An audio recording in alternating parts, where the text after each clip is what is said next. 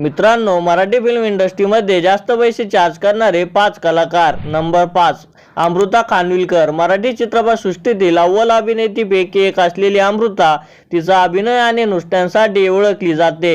रिपोर्टनुसार तिला प्रत्येकी चित्रपटासाठी सुमारे 10 ते 12 लाख रुपये मिळतात. नंबर 4, सोनाली कुलकर्णी.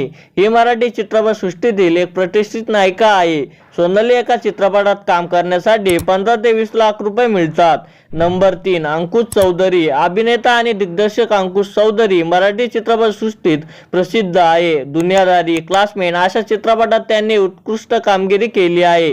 त्यांना एका चित्रपटात काम करण्यासाठी 25 ते 30 लाख रुपये मिळतात. नंबर 2, साई ताम्हणकर. 2013 साली प्रदर्शित झालेल्या दुनियादारी या चित्रपटाच्या यशाने साईला नवी ओळख मिळाली. साईला एका चित्रपटासाठी 25 ते 30 लाख रुपये मिळतात.